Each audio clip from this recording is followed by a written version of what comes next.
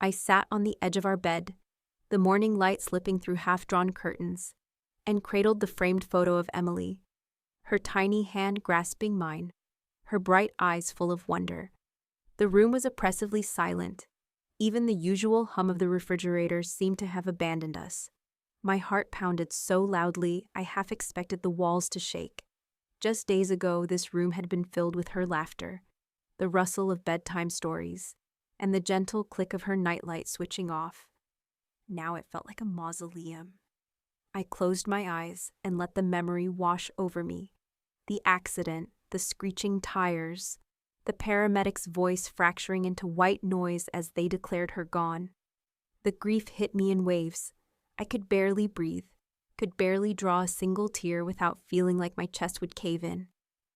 Every time I reached for my phone, I braced for a new message from Alex, one that would say, "I'm on my way, I'm here for you, I love you." But all I found were screenshots of his flight confirmation, hotel bookings in Honolulu, and beachside resort itineraries. The betrayal felt like a physical blow. How could he, the father of our child, choose sun and sand over tears and coffins? I scrolled through his itinerary, snorkeling with sea turtles, a luau under the stars, spa treatments, tiki cocktails. Each image stabbed at me, a reminder that while I was drowning in sorrow, he had escaped to paradise. I rose slowly, clutching Emily's tiny dress, still hanging in the closet, untouched. My body trembled, but I forced myself to walk into the living room where the funeral home had delivered her casket photo album. I ran my finger over her smiling face in a school portrait, and the sharp scent of lilies on the coffee table made me gasp. He should have been here. He should have held me while I sobbed. He should have stood beside me, whispering through his own tears that we would get through this together. Instead, he was thousands of miles away. Salt water in his hair, mango salsa on his plate, laughter replacing our cries. The injustice of it fueled a rising rage inside me, tempered only by a profound desperation. I needed him home. I needed him to feel the ache in my bones, to see the empty crib, to hold the silence of our shattered lives. I picked up my phone again, thumb hovering over his number. Should I call? Should I demand he come back? Or should I let him stay and face the distance that had grown between us? I closed my eyes, breathed in, and then pressed call. "Alex," I began, voice cracking. "Where are you right now?" He laughed lightly, the sound like a slap. "Hey, babe. I'm on the beach, can't talk long. The water's perfect." My blood ran cold. "My daughter is dead," I whispered, as if saying it louder would somehow bring him closer. "Your daughter, and you're on a beach." He cleared his throat. "I'm so sorry, honey, but I need some time to process too." This place. He held up the phone to let me hear the waves. "It's helping me think." "Helping you think?" I wanted to scream. "Helping you think?" When I needed to feel you, to see you, to smell you, anything to remind me we were in this together. I ended the call and sank onto the floor, back against the couch. My tears fell unchecked. I didn't know whether to hate him or beg him to stay. All I knew was that paradise felt like a betrayal, and every wave that lapped the shore echoed in my hollow chest. The next morning, I woke to the dull thud of my phone's alarm, and an emptiness so deep I almost didn't move. Sunlight filtered through the blinds, painting stripes on the carpet. I shuffled to the kitchen, my pajamas stained with last night's tears, and stared at the empty coffee pot. Alex should have been here, brewing 2 mugs of coffee and forcing a weak smile as we sat together in stunned silence. Instead, I poured a cup for one and carried it back into the living room, where Emily's favorite stuffed giraffe lay atop the couch. I curled up beside it and flipped through my gallery of photos.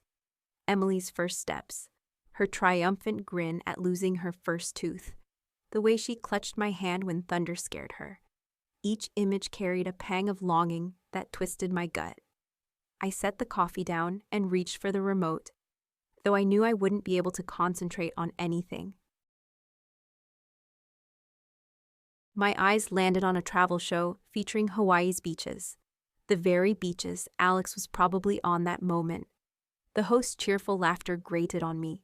My phone vibrated. A text from my sister Katya. "I'm on my way.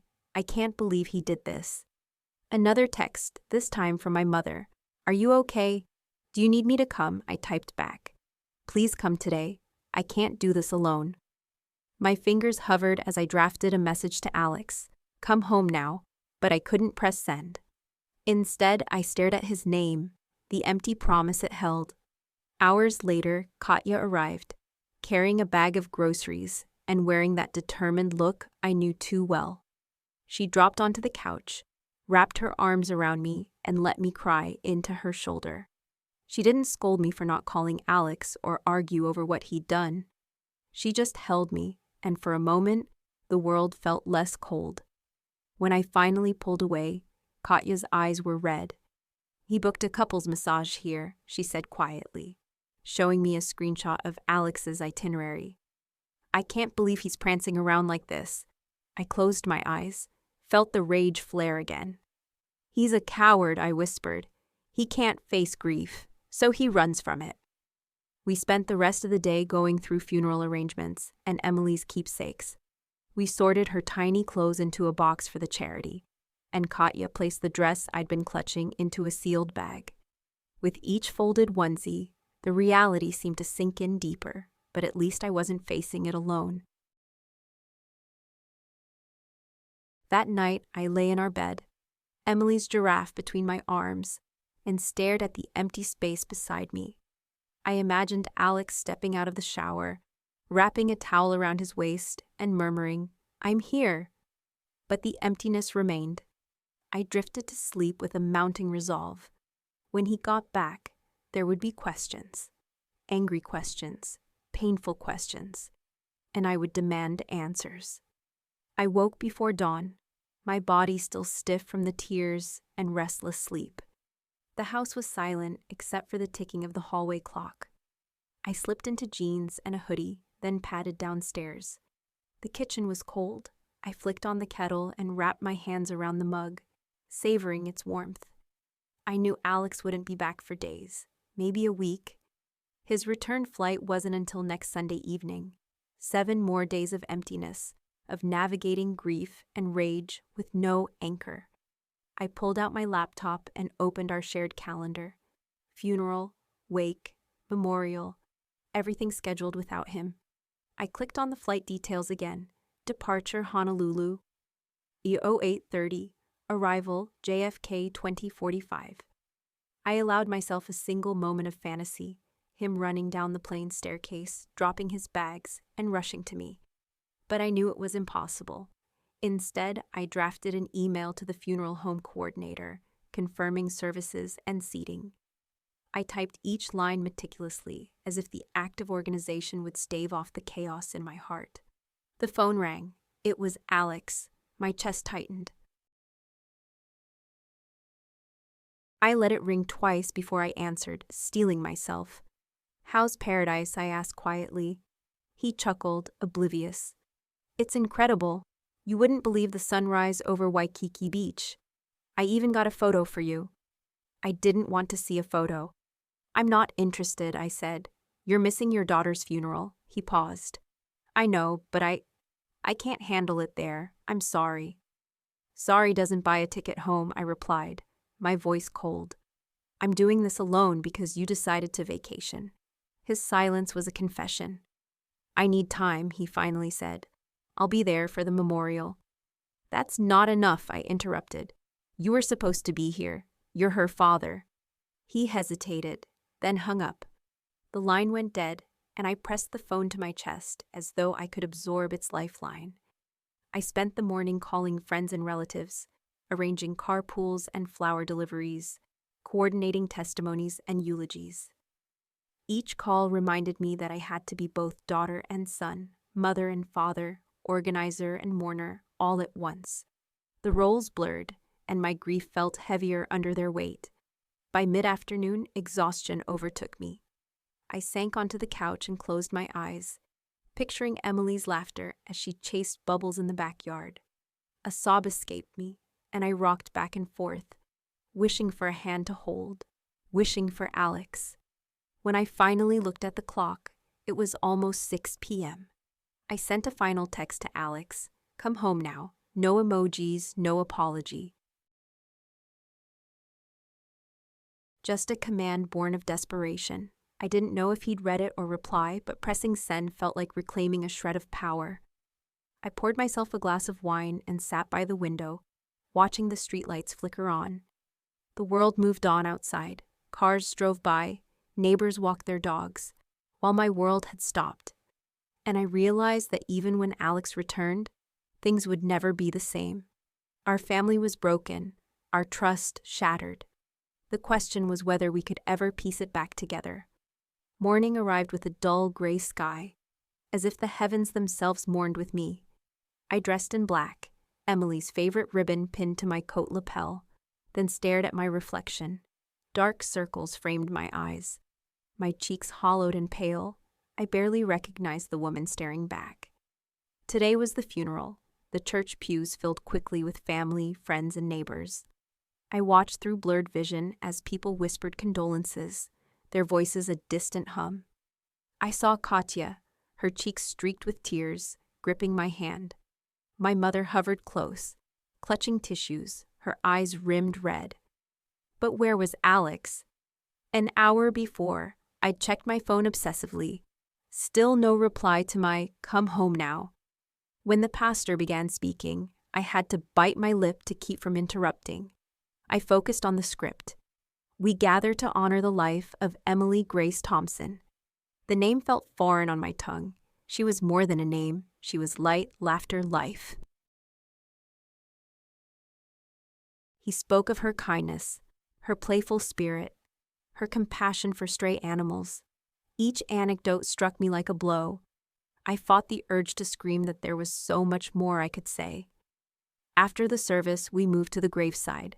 The sun threatened to break through the clouds, but the chill in the air seemed fitting.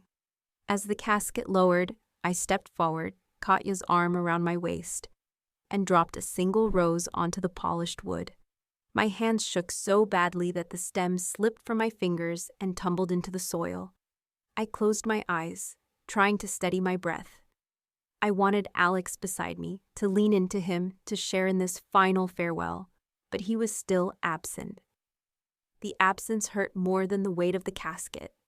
I imagined him on a lounge chair, sunglasses on, drink in hand, as the earth swallowed our daughter. My mother choked out a sob. Katya squeezed me, whispering, "I'm so sorry." I nodded, unable to speak. The shovel's first thunk against the wood was deafening. I looked around, faces etched with sorrow, umbrellas held against the fine drizzle. Floral wreaths bowed low. Everyone was here except my husband. Finally, the ceremony concluded. People began to drift away, offering hugs and murmured condolences. I stood by the grave, watching the mound of fresh earth, feeling hollow. Then I heard a distant engine roar and turned to see a black SUV pull up. My heart hammered. The door opened and Alex stepped out, dressed in a crisp white shirt and slacks, an island shirt pattern barely visible beneath his jacket. His hair was damp, as though he'd recently showered. He paused at the edge of the procession, gaze fixed on me. I felt a swirl of relief and fury. He approached slowly, each step echoing in my chest. When he finally reached me, he looked down at the grave, then up at my face. His eyes glistened, but I couldn't tell if it was sorrow or shame. "I'm here," he said quietly. I closed my eyes, tasting the bitter truth. His presence now, at the end, felt too late. Yet I couldn't turn away from him. I opened my mouth to speak, but the words tangled in my throat.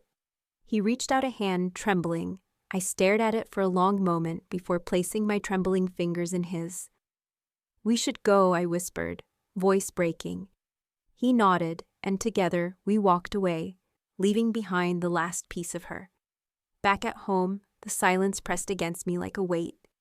The front door closed behind us with a hollow thunk. Alex lingered in the hallway, coat in hand, His shoulders slumped. I slid off my coat and draped it over the banister, fingers trembling. He watched me, unsure what to do next. I missed her funeral, he began, voice low. I'm sorry, I folded my arms, my own voice shaking. Why? He swallowed hard. I thought I couldn't stand it. The thought of sitting there, watching her casket, I panicked.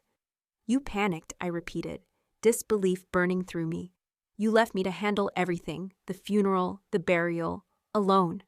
He stepped closer, eyes pleading. I thought I was helping. I thought if I got away for a bit, I could come back stronger, more present for you. I shook my head, tears welled again. No, you abandoned me, abandoned her, abandoned our family. His face crumpled. I know I hurt you. I don't expect you to forgive me. I sighed, the anger and grief combining into exhaustion. I looked at my hands, still stained with soil from the graveside. I don't know if I can ever trust you again. He closed the distance, gently touching my arm. Please, let me try. I turned away, shoulders trembling. I need time, I whispered. He nodded, stepping back. Take all the time you need. I walked past him, every step echoing in the empty hallway. In the living room, Emily's giraffe sat perched on the arm of the couch, silent witness to our pain. I sank onto the cushion and hugged the toy tight, feeling the rough fabric against my cheek. Alex remained standing, eyes unreadable. After a long moment, he quietly placed his coat on the banister and left the room. I didn't know if he went to pack or to sleep. He moved like a shadow. Alone again, I let the tears come. I thought of Emily's bright smile, her curious questions, the way she'd crawl into bed with us when thunderstorms woke her. All those moments were gone, swallowed by silence and regret. I whispered into the empty room, I don't know if we can ever be a family again. Silence answered me. The following morning, I awoke to the hum of the HVAC and the faint scent of coffee drifting from the kitchen. Sunlight filtered through the slats, painting stripes on the hardwood floor, an innocent pattern that felt cruel. I swung my legs off the bed and stood unsteadily, first instinctively reaching for the empty space beside me where Alex should have been. My chest ached from the missing weight of him next to me, and I fought the urge to curl back under the blankets. Instead, I forced myself upright and padded to the kitchen. The kettle whistled as I poured hot water into a mug, then pulled down a box of Emily's favorite strawberry tea. I managed a shaky smile as I steeped the leaves. It was the little rituals she and I had shared every Saturday morning. Tears pooled as memories flooded back. How she'd dance around the table, holding her own tiny cup, demanding more juice, Mommy. I carried the tea into the living room and sat on the edge of the couch. Alex appeared in the doorway, rubbing sleep from his eyes and wearing yesterday's slacks.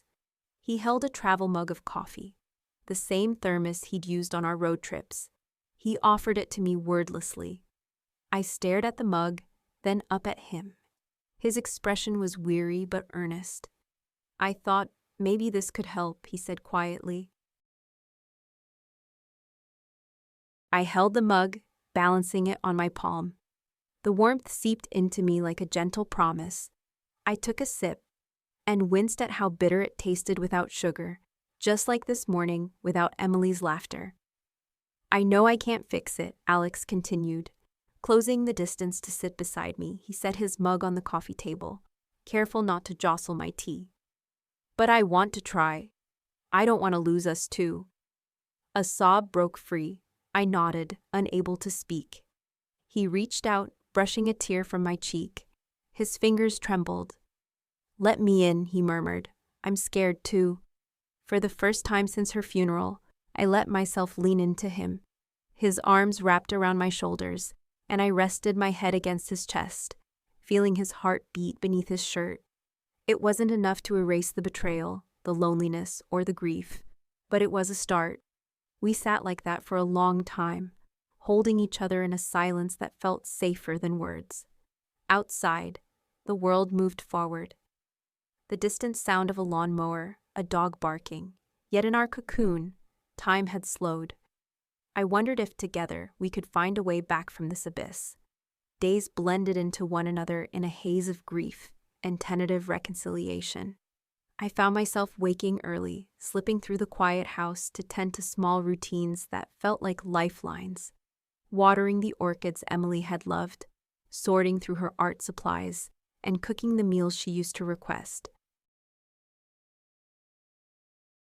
Each action was a reminder of her absence, but also a way to keep her memory alive. That afternoon, Alex suggested we visit the ice cream shop where Emily used to drag us on hot Sundays. I hesitated. Every corner of that place was haunted, but he gently took my hand. "For her," he said, voice thick. "Do it for her." We arrived to find the familiar pastel facade and the jingle of the doorbell. I inhaled the sweet aroma of waffle cones and sprinkles, picturing Emily's delighted grin. Alex led me inside and ordered her favorite, a double scoop of strawberry cheesecake in a chocolate-dipped waffle cone. He handed it to me with a small smile. "Her favorite," he reminded softly. I clutched the cone as though it were a fragile heirloom. We sat on a bench outside, and I took a hesitant lick, cold, creamy sweetness that stung like memory.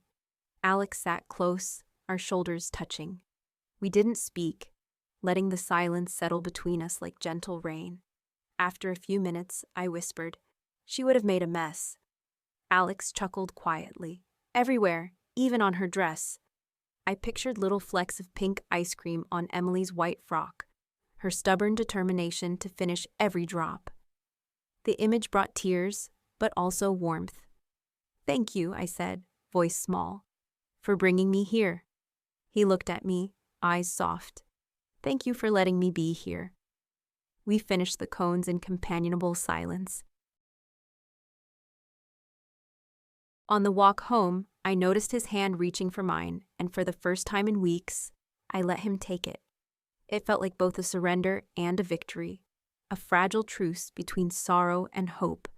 That night, as I lay in bed, I realized that healing wouldn't come in grand gestures. It would be in these small moments, in the shared quiet, the clink of ice cream spoons, the whispered memories. And maybe slowly, piece by piece, we could rebuild something beautiful from the wreckage of our loss.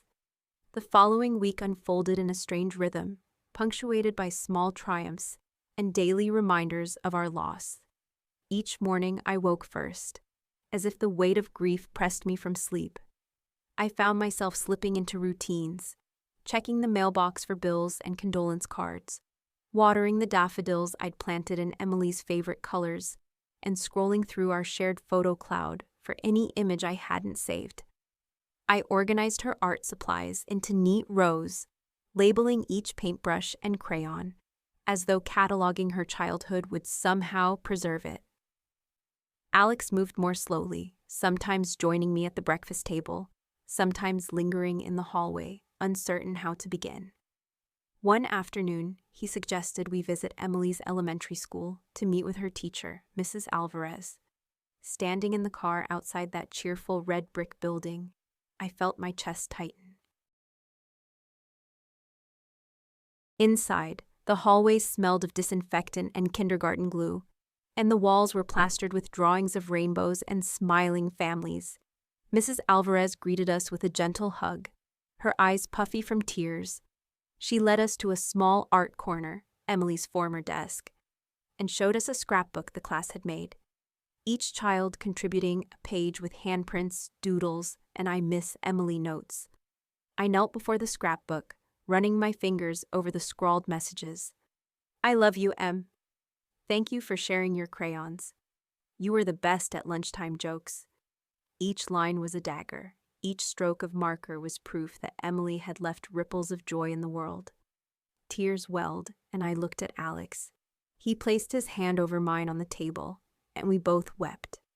It felt like the first time we acknowledged her absence together instead of in solitude. That night, Alex and I sat at our dining table with the scrapbook between us. We took turns reading passages aloud. the simple sincerity of children's words cutting through the heaviness. She held my hand when I was scared, Alex whispered. I reached across and touched his cheek.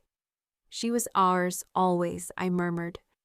We got up to brew tea, and Alex surprised me by steeping chamomile. Emily's bedtime tea. I hadn't told him I still had the tin in the pantry.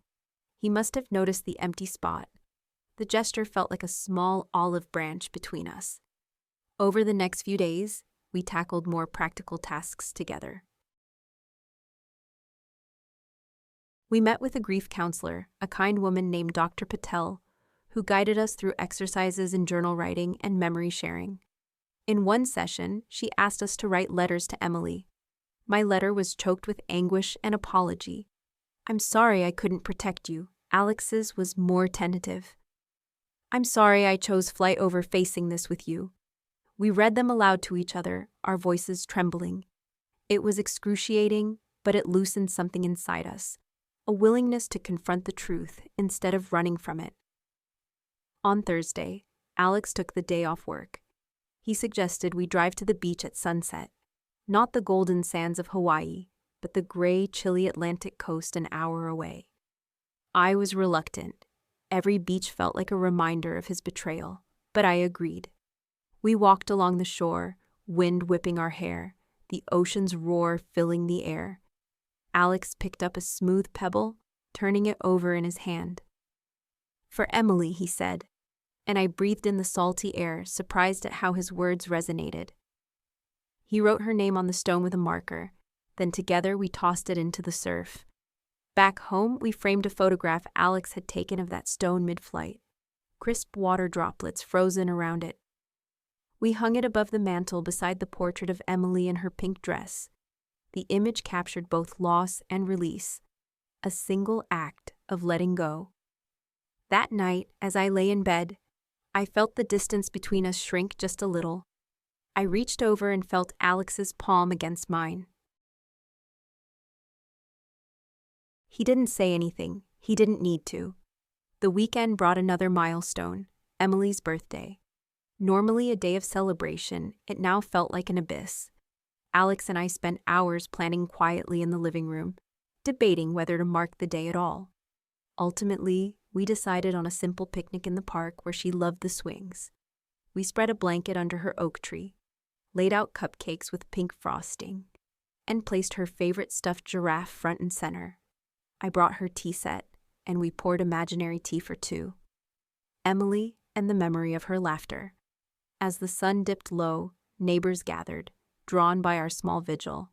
Some brought flowers, others homemade cards. I spoke through tears to the circle of friends and family. Today would have been her 7th birthday. We miss her more than words can say, but we know her light is still with us. Alex stood beside me, hand on the small of my back. When it was his turn, he said simply, "She taught me how to love with abandon." I promised to carry that forward. That evening, we returned home under a star-lit sky. In the quiet of our living room, we played one of Emily's favorite songs, an old lullaby, and danced slowly, holding each other close. The music faded, and we stood in the dim light, hearts quietly healing. It wasn't perfection, it was a beginning. I know we are not over our loss. Perhaps we never will be. Yet in these days of small memorials and shared tears, I feel that love has not abandoned us. Instead, it has transformed, forging a new bond between Alex and me that acknowledges both our grief and our hope. Together, we are learning to walk forward, one measured step at a time, carrying Emily in our hearts and in our everyday rituals. The days that followed folded into one another like the pages of a worn book, each marked by the sharp pang of absence and the gradual, fragile growth of understanding between Alex and me. On Monday morning, I awoke to the sound of birdsong outside our bedroom window, a soft chorus that felt oddly discordant with the emptiness inside. Yet I rose, determined to face the day, and dressed in a simple gray dress that Emily had loved pairing with her rain boots. I tied my hair back loosely and made my way downstairs. In the kitchen, Alex was already at the table, surrounded by papers. His laptop was open, displaying spreadsheets and funeral invoices, alongside a single photograph of Emily in the sand. He looked up as I entered, his eyes catching mine, carrying both sorrow and resolve. He stood immediately, moving to refill my coffee cup. Black, no sugar, just as I preferred. The steam rose between us, and for a moment, words escaped both of us. "Good morning," he said softly. I nodded, accepting the mug. The warmth seeped through my fingers to my core. "Morning," I replied. Then, more quietly, "Thank you." He managed a small smile. We sat together in silence, sipping our coffee and watching the steam curl upward like ghostly ribbons. Outside, a few raindrops tapped at the window pane, an apt soundtrack for our delicate state. Later, Alex suggested we tackle a project I had been avoiding, sorting through Emily's room. When I first entered, the door creaked as if protesting. Inside, sunlight filtered through pink curtains, illuminating toys still arranged on shelves. Her mermaid doll, her sticker-covered journals, the little music box that played Twinkle, Twinkle, Little Star. I swallowed hard and closed the door behind me, leaning against it as tears pricked at my eyes. He came to stand beside me. "We don't have to," he began. But I shook my head. "I do," I whispered. "I need to feel close to her." Together we moved carefully, folded her tiny dresses, stacked her fairy tale books, and placed framed drawings on the floor. At first, our movements were mechanical, mere tasks to be completed. But as we worked, I found myself speaking in a low voice, sharing memories. She used to hide behind this armchair and surprise me when I least expected it. Alex would pause, picking up an item and adding his own recollection. She insisted on wearing this raincoat even on sunny days. Each memory shaped the emptiness into something tangible. Sparks of her personality amid the silence. When we reached the corner with her music box, I knelt to wind it. The familiar melody tinkled through the air, and I pressed my hand to the wood, closing my eyes as tears rolled down my cheeks. Alex knelt beside me, offering a tissue and resting a comforting hand on my back. We sat like that for a long time, listening to the music and letting the grief settle around us like a cloak. By midday, we had sorted the room into 3 piles: keep, donate, and store. The keep pile held her most cherished possessions. The donate pile contained those she had outgrown. And the store pile comprised items we couldn't decide on yet. We labeled boxes carefully, sealing them with her name on each. As we taped up the last box, I felt a wave of something unexpected: closure. Not complete, not final, but a sense that this chapter of chaos was ending. In the afternoon, we took a break and sat at the kitchen table with 2 cups of chamomile tea. One for me, one for Alex, and a plate of shortbread cookies dusted with powdered sugar.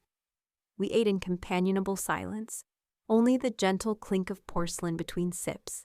Then Alex cleared his throat. "I've been thinking," he said, voice hesitant, "about a way to honor her memory, something lasting." My heart fluttered with cautious curiosity. "Like what?" He reached into his pocket and pulled out a small, beautifully engraved silver locket. The front bore a delicate engraving of a butterfly, Emily's favorite symbol. He held it out to me. "I had this made," he explained, "so you can wear it close to your heart." I touched the cool metal with trembling fingers. Inside was a tiny photo of Emily, smiling in a field of daisies. My vision blurred as I opened it and stared at her face, so full of life. "Oh, Alex," I whispered, wrapping my arms around him. He held me tightly, and for the first time in weeks, I allowed myself to lean into him completely, trusting his remorse and his love. That evening, after dinner, rice noodles with vegetables, Emily's favorite, I found myself humming the lullaby she loved. Alex joined in softly, and our voices intertwined until we both broke into tears and laughter. The juxtaposition felt fitting for us. Grief and joy, sorrow and love, all woven together. Later, I slipped the locket around my neck and gazed at my reflection. The butterfly glistened under the lamp's soft glow. I thought of Emily, her curiosity, her laughter, her unwavering kindness, and I realized that while her life had been too short, its impact on us would be forever. I drifted to sleep that night, feeling the smallest stirrings of peace. The ache in my heart was still there, but it had room now for something else.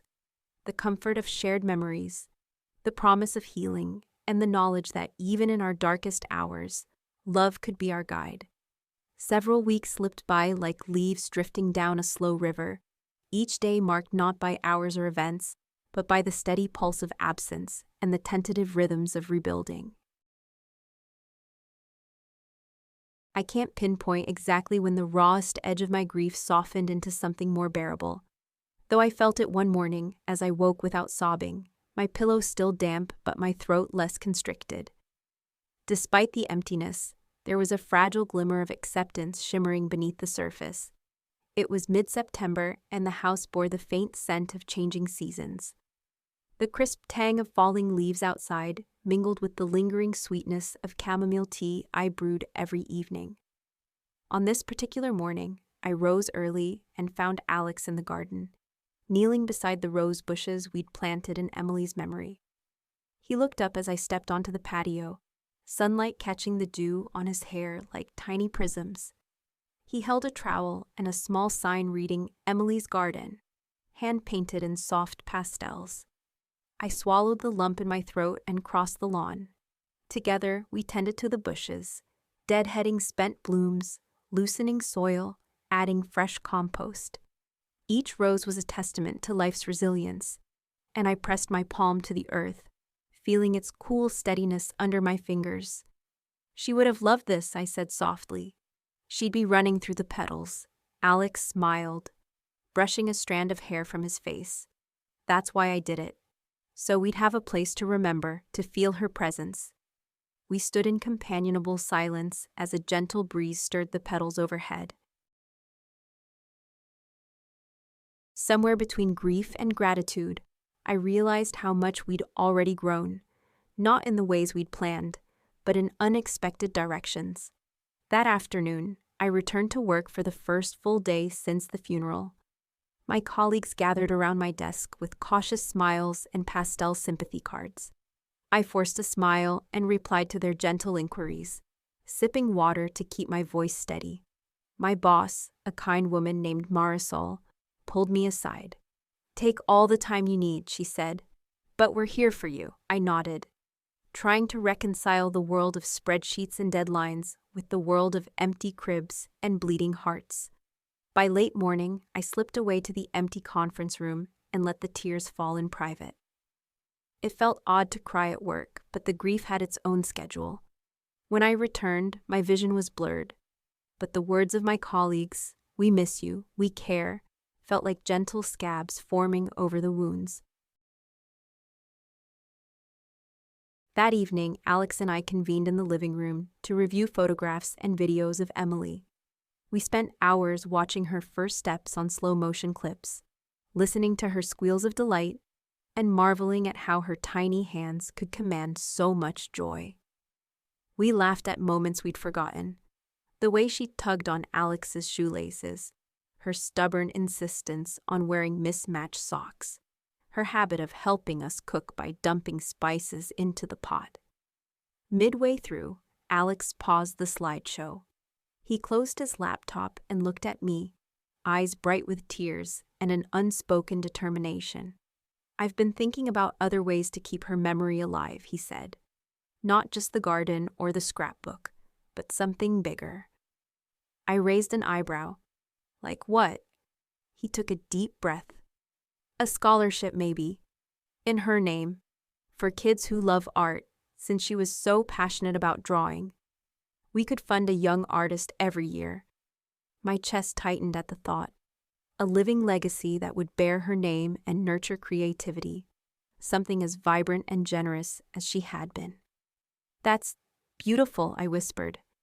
In the weeks that followed, we began the paperwork for the Emily Grace Art Scholarship at her elementary school. We met with the principal and the PTA, drafted guidelines, students aged 7 to 10, and original artwork, tastefully simple, and set up a fund. The idea of her passion transforming into opportunities for other children felt like a balm, a way to channel our pain into purpose. Each time I filled out forms or wrote the scholarship description, I invoked her spirit. Emily would have loved this. Autumn deepened, and the rose bushes burst into a final riotous display of color before the frost. We hosted a small rose blessing ceremony. Neighbors and friends gathered beneath the arbor, holding candles and sharing stories of Emily's kindness. I wore the silver locket Alex had given me close to my heart, its butterfly engraving gleaming in the candlelight. As each person took a turn speaking, I felt enveloped in warmth, proof that love transcends absence. One evening, after everyone left and the garden lay silent under a velvet sky, Alex and I sat on the back steps wrapped in a blanket. I rested my hand on his knee. I was so angry, I admitted. Angry at you for leaving, at her for dying. He nodded, tracing circles on my thigh. Me too. But, I continued, I understand now why you needed to go away. Not because you loved her less, but because grief is more than one feeling. You needed space to process your own pain. He exhaled slowly. Thank you for saying that. I leaned against him, gazing at the garden where the roses gleamed like embers. We're different now, I said. Our family has changed, but maybe stronger too. He wrapped an arm around my shoulders and kissed the top of my head. Stronger, he echoed. That night, I fell asleep to the soft hum of the HVAC and the distant roar of passing cars. Mundane sounds that felt like life continuing around us. In my dreams, I saw Emily running through the rose bushes, her laughter echoing like wind chimes. I reached out to her and she turned with that bright smile and said, "Mommy, look," before skipping ahead, waiting for me. I woke with tears on my cheeks and a sense of profound peace. I know the wounds of loss never fully heal. They become part of us, threads woven into the tapestry of our lives. Yet, in these weeks of planting, remembering, and creating new beginnings, I've discovered that love endures in unexpected ways. Each rose petal, each art scholarship application, each whispered memory carries her forward into tomorrow. And as Alex and I continue this journey, sometimes faltering, sometimes soaring, we carry her light, her laughter, her unwavering kindness in every breath. Winter deepened, and the calendar turned to December, a month that once held nothing but dread, now unfolding with cautious hope. Alex and I agreed early on to mark each milestone with an intentional act of remembrance, and Emily's first posthumous birthday in December became our most significant one yet. In the weeks leading up to her birthday, we transformed the house into a gallery of her art. Every hallway wall displayed her drawings, from hand-painted rainbows to delicate sketches of animals, and we strung garlands of her photographs overhead, each printed and laminated so they could catch the light. Friends and neighbors were invited to view the gallery over a weekend open house, a celebration of her creativity, rather than a memorial of her passing. The morning of her birthday dawned cold and crisp. I woke before sunrise and brewed a pot of chamomile tea, adding a single drop of pink food coloring to resemble the hue of her favorite bath bubbles. Alex rose in the dim light, carrying a plate of sugar-glazed donuts topped with sprinkles, the frosting rain Emily had once insisted on when she was 3. We placed them on a low coffee table in front of Emily's favorite armchair, draped with the quilt we had made together last summer. I lit a small candle in a ceramic holder shaped like a star, another of her beloved motifs, and we sat side by side, hands clasped, watching the flames' gentle flicker. Together, we recited her age. 7 today, Em. Even though the number felt both painfully precise and entirely arbitrary. We didn't pretend she was here. Rather, we welcomed the reality that she was absent yet profoundly present. We ate donuts, crumbs falling onto the rug, and allowed ourselves to laugh through tears as we remembered how she once declared, "I'm the donut queen," before shoving half a pastry into her mouth. Later that day, guests began to arrive. Warm coats hung on the rack by the door, and laughter echoed through the house. One by one, visitors approached the gallery walls, pausing at each drawing to read the captions we had added. Short anecdotes Emily had spoken aloud while creating them, transcribed verbatim. "Mom, look! This bunny is eating broccoli." "Daddy, this cloud looks like your beard."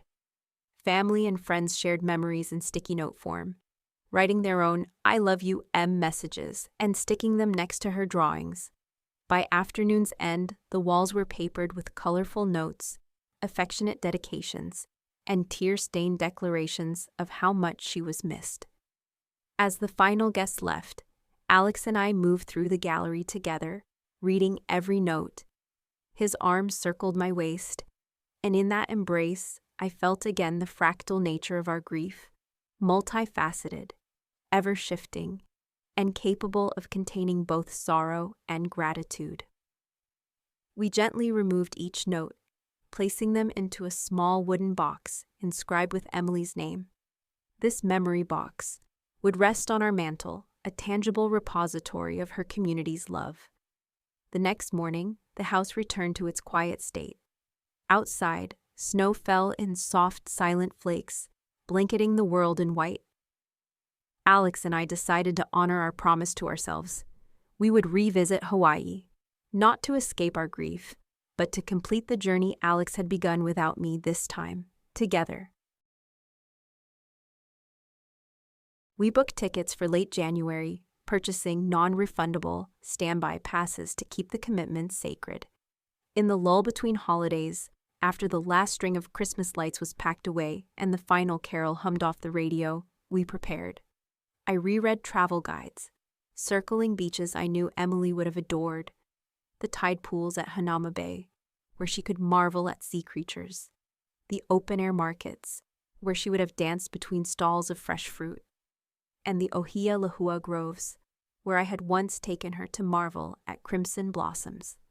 Alex accumulated our gear: sunscreen, snorkeling masks, sun hats embroidered with daisies, and placed them in a suitcase beside my own carefully folded clothes.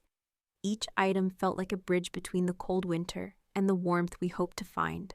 On the plane, we sat side by side, passing a small sketchbook back and forth. I drew daisies, shearing off petals in ink, while Alex sketched waves curling onto a sandy shore. We wrote her name in the margins and left blank spaces for memories we intended to make in her honor. When the plane touched down, the humid, fragrant air felt like a benediction. The green mountains and turquoise sea greeted us like old friends. Our days in Hawaii unfolded in deliberate richness. We meditated at sunrise on a quiet beach, allowing the orange sky to symbolize new beginnings rather than lost endings. We snorkeled together, floating over gardens of coral and shoals of bright fish, and both felt an inexplicable connection to Emily's spirit, as if she swam beside us in every ripple. We hiked along the Nepali coast, pausing at breathtaking lookouts, where we released a paper lantern painted with her likeness. It drifted upward, alight with a flickering flame, carrying our prayers and love into the evening sky.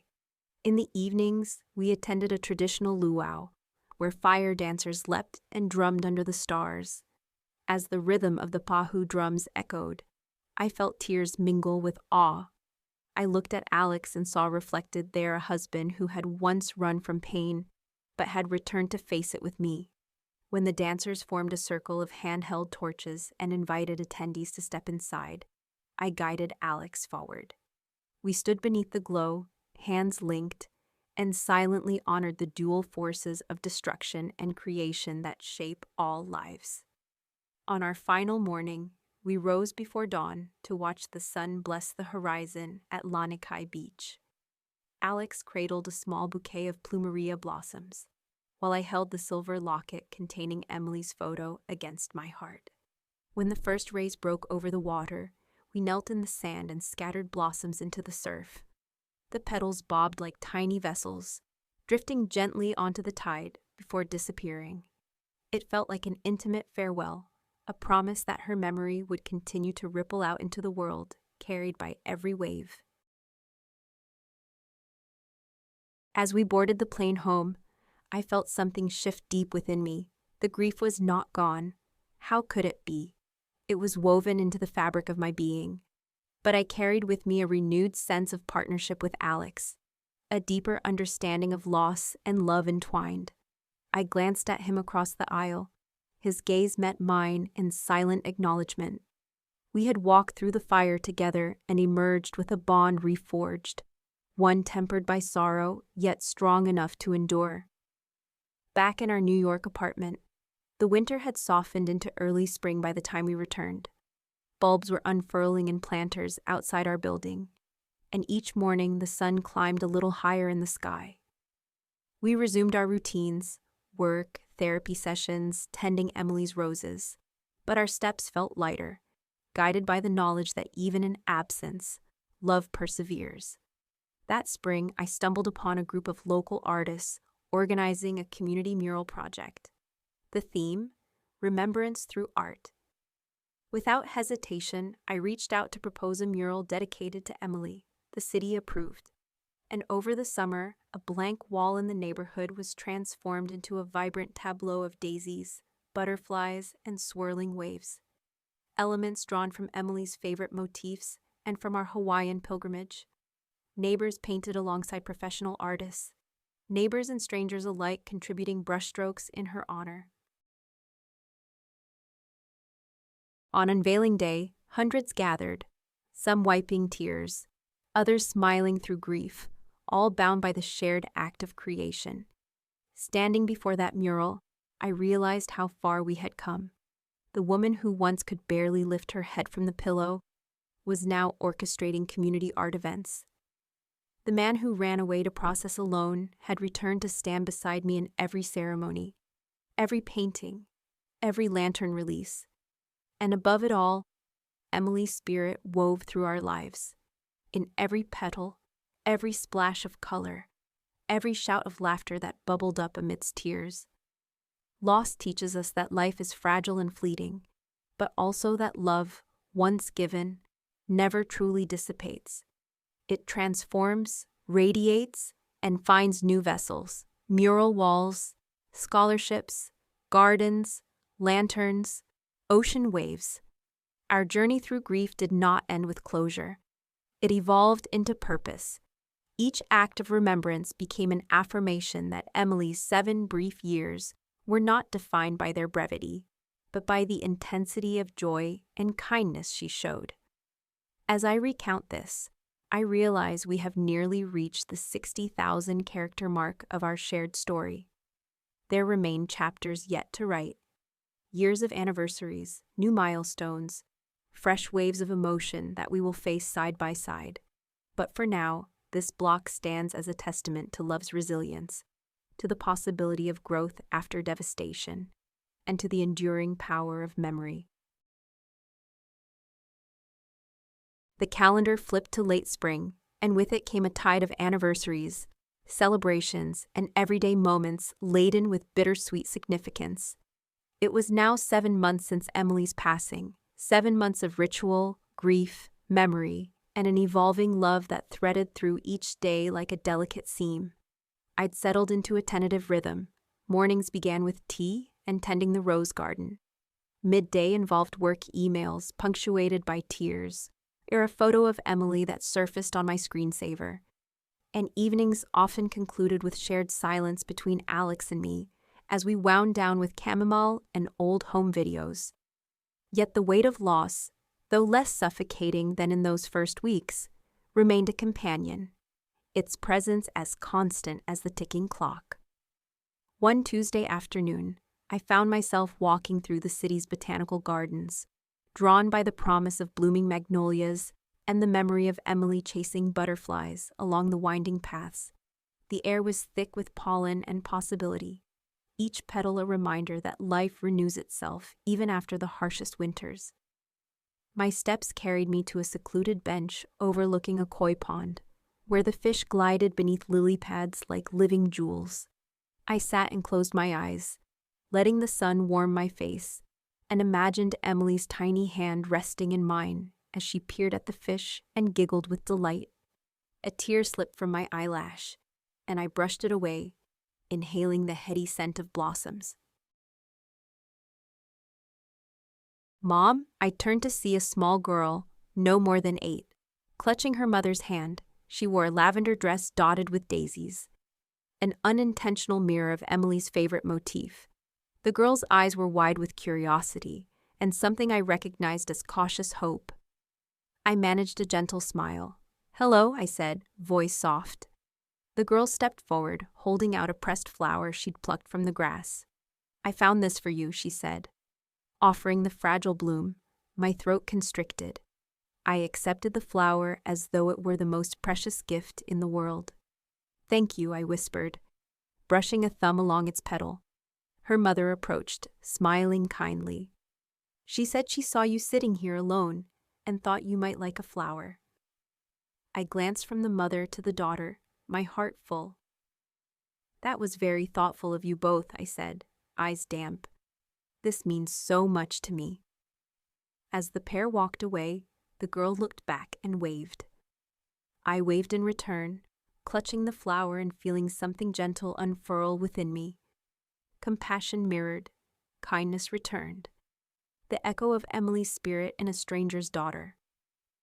That evening, I placed the pressed flower in a frame beside the locket around my neck, and the photograph of Emily in her favorite pink dress. It completed a small shrine I'd created on a shelving unit in the living room. A gallery of love. Above it, I'd installed a soft LED light that bathed the objects in a warm glow, a beacon of memory that greeted me every time I entered the room. The days grew longer, and with them came the preparations for the community arts fair where the mural honoring Emily would be displayed. Alex and I had agreed to host an interactive booth titled Paint Your Memory, inviting attendees to contribute a single brushstroke on canvas, representing a moment they wished to remember. The plan was to stitch together these individual strokes into a collaborative piece that would travel to local schools and libraries. The logistics felt overwhelming at times, coordinating volunteers, ordering canvases, managing social media announcements. But each email, each phone call, held a purpose that transcended mere organization. This was our living tribute, our way of threading Emily's light into the tapestry of the city. One Saturday morning, as tables and easels were being set up in the fairgrounds pavilion, I felt a flutter of nerves. I'd crafted a short speech to inaugurate the booth, but now I wondered if I had the courage to say the words aloud. My palms were sweaty when Alex appeared beside me, carrying 2 lattes. He handed me one without a word, and I gripped the cup like a lifeline. He nudged me gently. "You'll be amazing," he said. "Speak from the heart." I took a deep breath, feeling the warmth of the latte seep into my fingers. "Okay," I murmured. Moments later, as the fair officially opened, I stepped to the small podium beneath a banner that read, "Paint Your Memory, a living mural in honor of Emily." People milled about, children darted between booths selling cupcakes and crafts, and the air thrummed with the hum of conversation and laughter.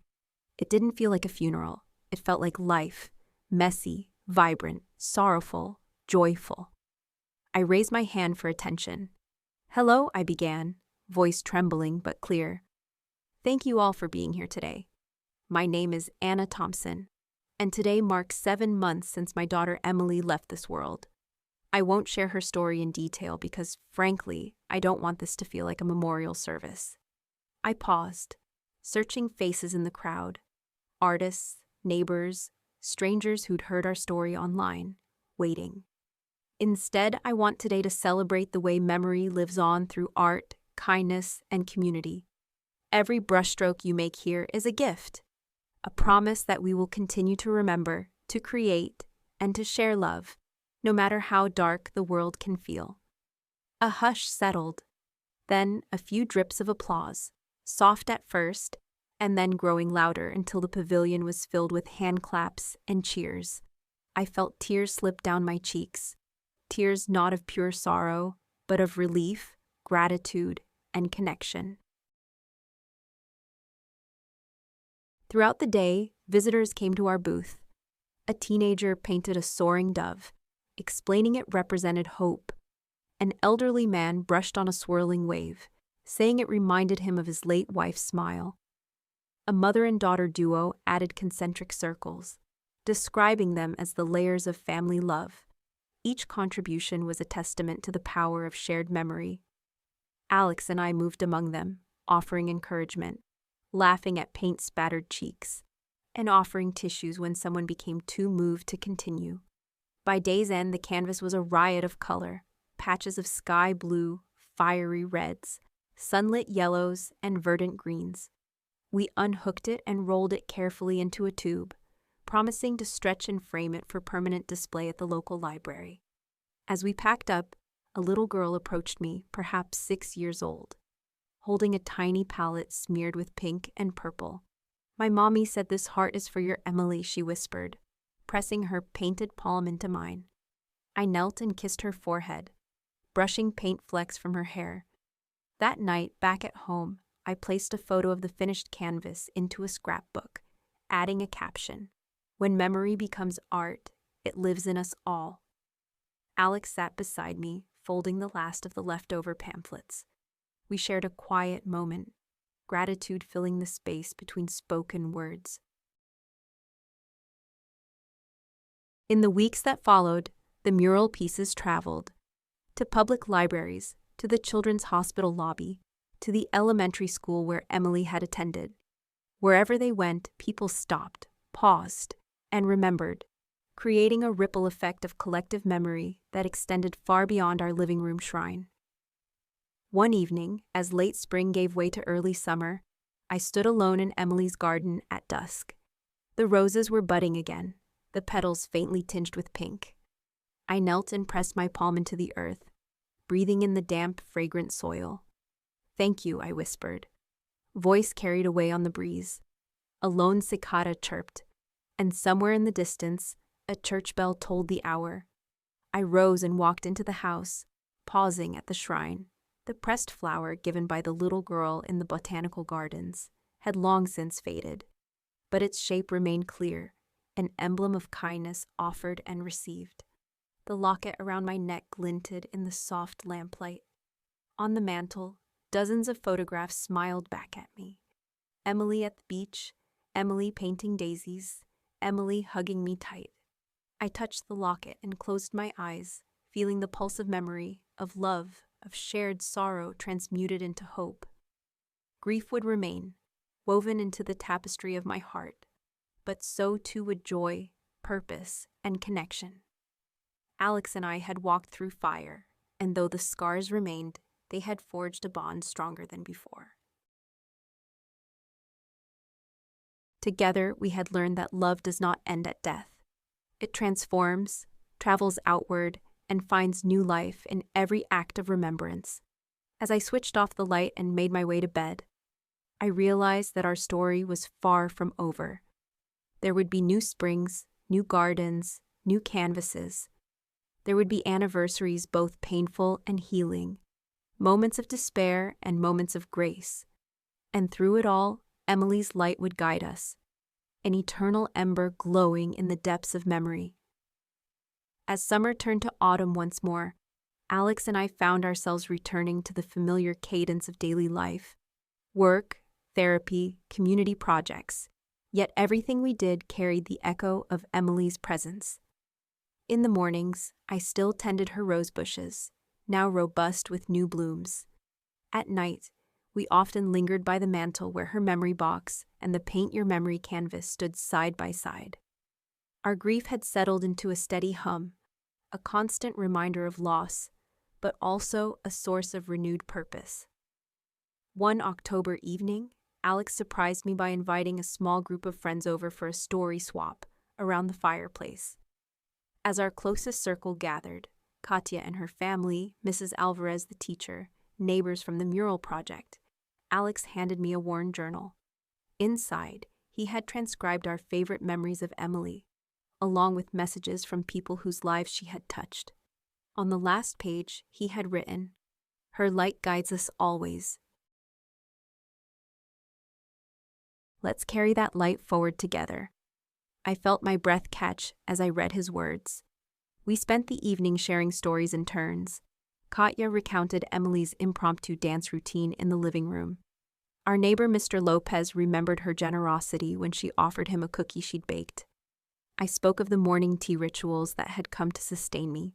Each memory filled the room with warmth and laughter, weaving a tapestry of love that transcended the ache in our hearts. After everyone left, Alex and I sat by the dying embers of the fire. Outside, leaves rustled in the wind. I leaned against him and said, "I think I'm ready to try again." Alex glanced at me, tender concern in his eyes. "To try what?" I smiled softly. "To hope." He took my hand. "Hope is the bravest thing we can do." In the weeks that followed, we began planning for the future. A modest home renovation to create a bright art nook where we could paint and journal, a fall trip to visit the scholarship recipients at Emily's old school, and, most deeply, an honest conversation about whether we might someday welcome another child into our lives. We agreed there was no rush, only a shared desire to honor Emily's memory by opening our hearts to new possibilities. On Thanksgiving Day, exactly 1 year from the day Alex first announced his departure, we gathered around our table, not in silence, but in celebration. We set a place for Emily, a pink rose beside her spot, a small candle flickering in her honor.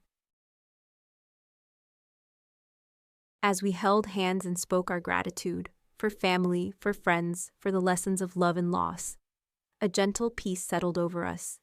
That night, as I tucked the rose and candle into Emily's memory box, I realized our story had come full circle. The raw edges of grief had smoothed into a foundation upon which we could build again. We would always carry our daughter's spirit in every act of kindness, every stroke of paint, every bloom in our garden. And though our journey would continue, with joys and sorrows yet to come, I felt certain of one truth. Love, once given, never truly fades. It transforms, it endures, and it guides us forward, lighting even the darkest path. In that light, Alex and I found not only solace but strength, together, forever bound by the memory of our beloved Emily.